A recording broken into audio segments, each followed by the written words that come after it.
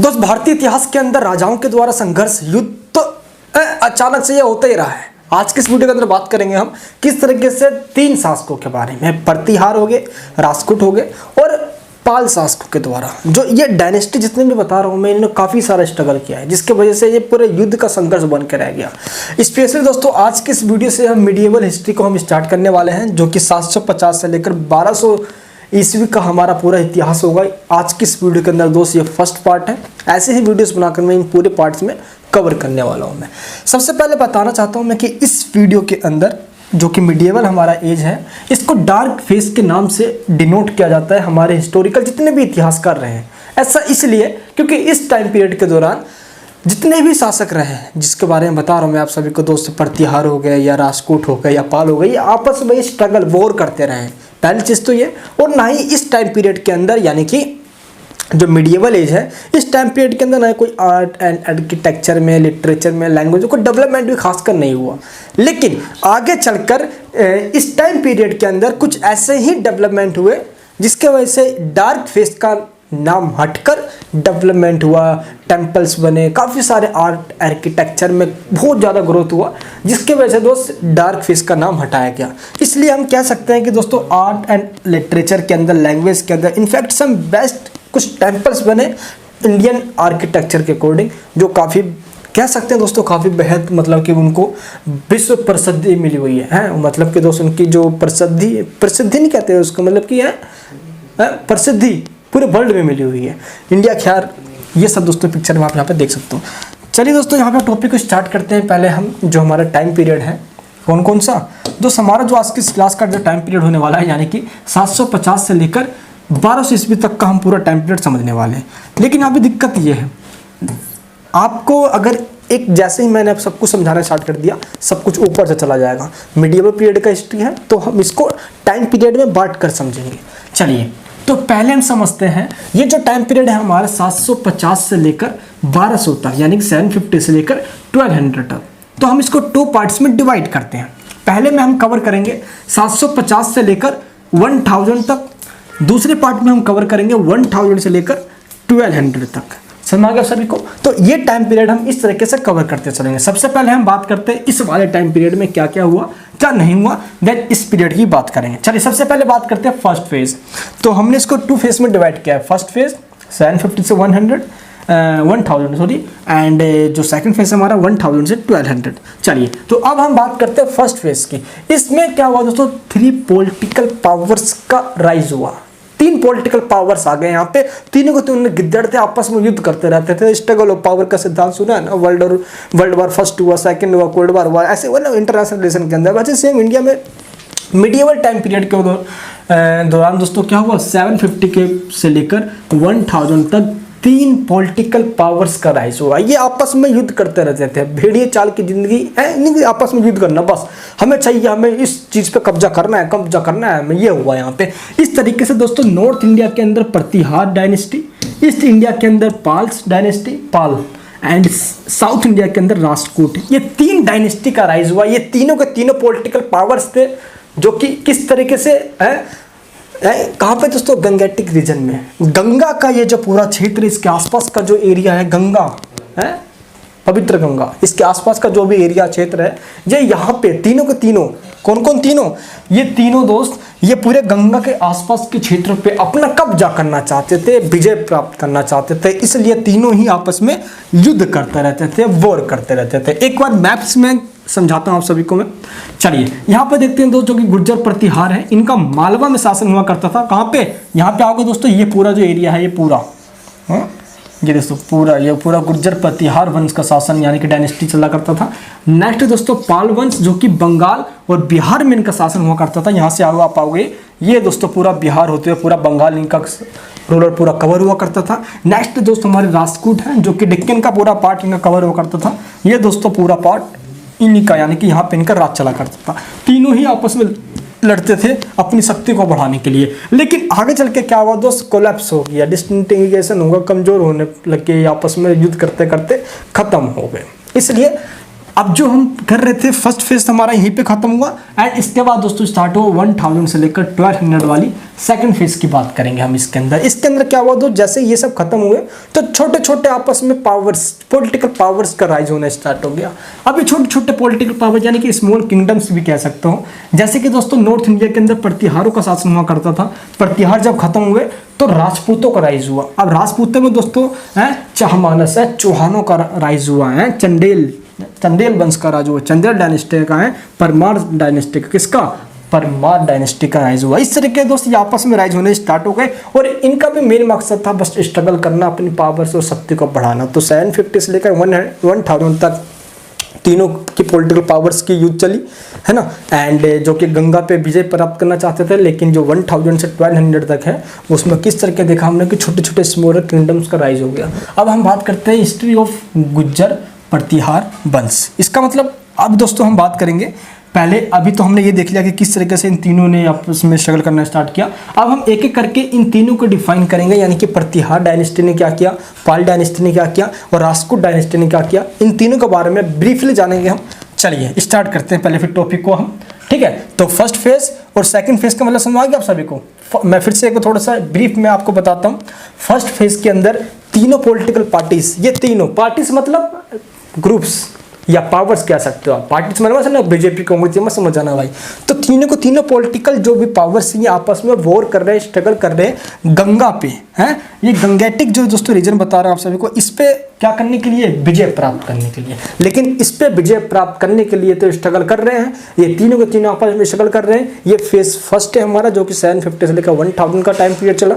लेकिन 1000 का जो टाइम पीरियड है इसके बाद ये आपस में कमजोर पड़ गए, इसके बाद ये आपस में कोलैप्स हो गया, इनका पावर डिसइंटीग्रेट हो गया, यानी कि खत्म हो गया, है ना। चलिए एंड इसके बाद क्या हुआ, छोटे छोटे राइज हो गए स्मॉलर किंगडम्स, छोटे छोटे पॉलिटिकल पार्टीज मतलब पार्टीज का मतलब यहाँ पे ग्रुप से है, ठीक है, आज के पॉलिटिकल पार्टी से नहीं है। तो पॉलिटिकल पावर्स का राइज हुआ यहाँ पे, और इस तरीके से पॉलिटिकल पावर्स के अंदर राजपूत वंशों का, राजपूत डायनेस्टी का राइज हुआ। इसमें दोस्तों चाहमान यानी कि चौहान, चंदेल और परमार हो गए।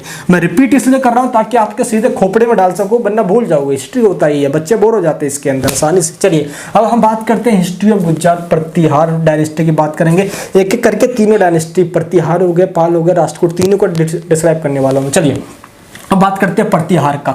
दोस्तों गुज्जर प्रतिहार की जब बात करते हैं तो नागभट्ट बड़ा शैतान हुआ करता था, दिखने में खूंखार हुआ करता था, दुश्मन को चिटपट करने की शक्ति रखता था।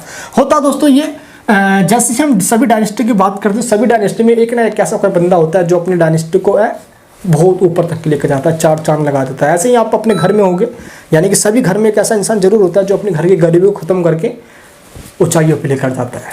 क्या पता उस घर में आप हो जो इस वीडियो को देख रहे हो। चलिए बात करते हैं पहले हम किसकी है, प्रतिहार डायनेस्टी की। दोस्त प्रतिहार डायनेस्टी जो है वो नागवट प्रथम के द्वारा इसकी स्थापना की गई थी, यानी कि जो सबसे मेन बंदा जो है इसका एस्टेब्लिशमेंट करने वाला या इस डायनेस्टी का सबसे पहला बंदा जो है वो है नागवट कौन, प्रथम, नागवट फर्स्ट, जिसने 8th सेंचुरी के अंदर इस जो प्रतिहार डायनेस्टी है इसका फाउंडेड किया था, यानी कि फाउंडेड बाय नागवट प्रथम। कब, 8th सेंचुरी के अंदर। एंड इसी के शासनकाल के अंदर जो आगे चल के जो डायनेस्टी में जो रूलर आया, जो राजा आया, वो है वत्सराज। कौन था, वत्सराज, ठीक है। इसने क्या किया दोस्तों, इसकी पॉलिसी एक्सपेंशन की थी। इसने ये पता क्या चाहता था कि अपने एम्पायर को थोड़ा आगे तक बढ़ाऊं, बड़ा लालच इसके अंदर भरा पड़ा था। तो वत्सराज ने क्या किया, अपनी एम्पायर को एक्सटेंडेड करने के लिए बस सोचा कि बस किस तरीके से एक्सटेंड करना है।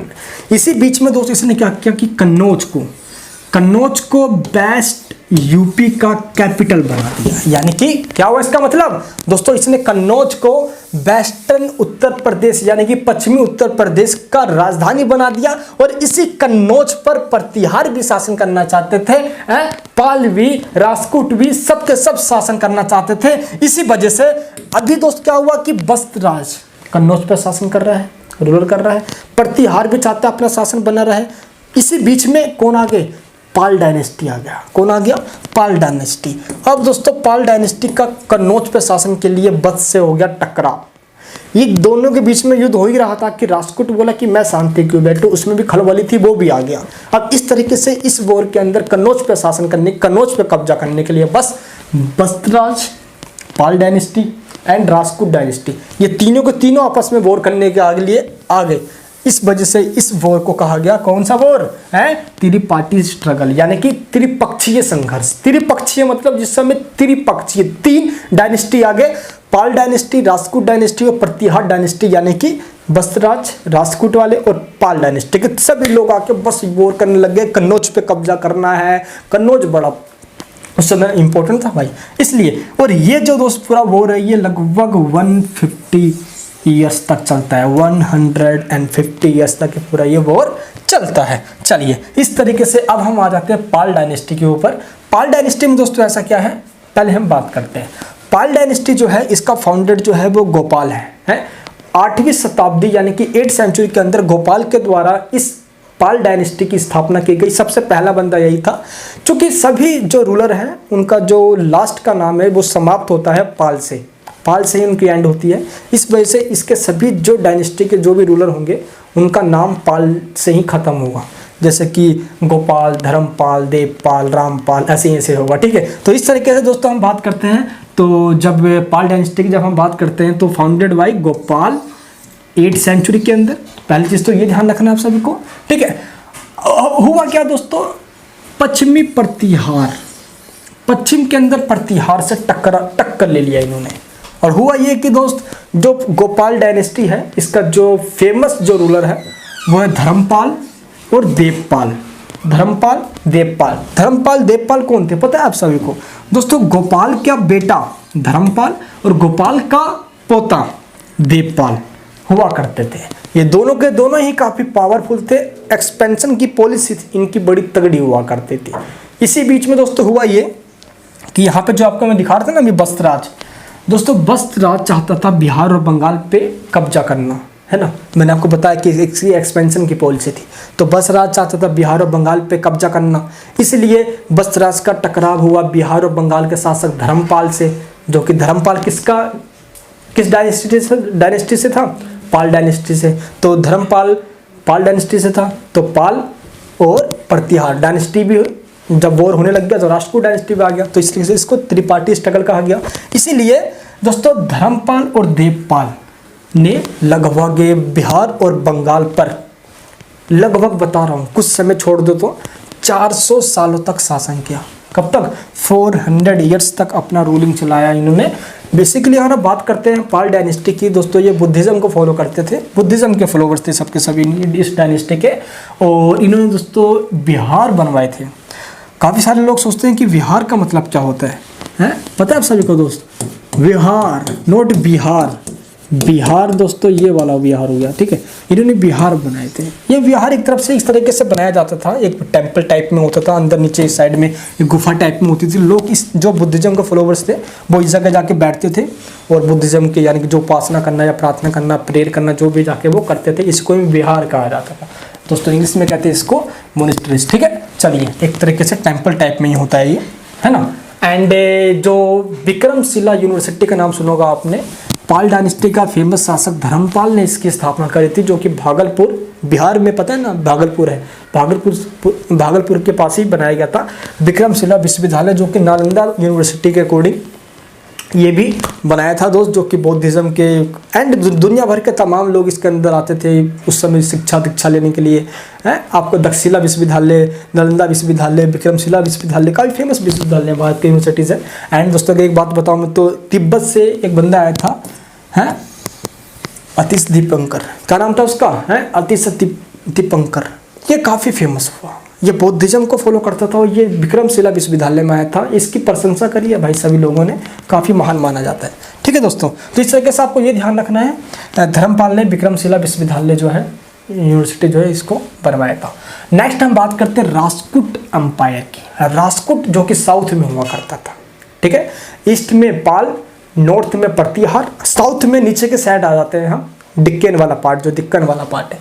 ठीक है, इसका पूरा हम हिस्टोरिकल पहले बैकग्राउंड समझते हैं।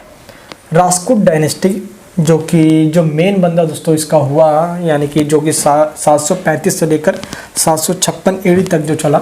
इसमें हुआ क्या, पहले राजपूत जो है इसकी मेन दोस्तों जो डायनेस्टी, हम पहले इसकी बात करेंगे क्योंकि रास्को डायनेस्टी की दोस्तों जब भी हम बात करते हैं, जो इसको बनाने वाला है रास्को डायनेस्टी का, कौन है वो?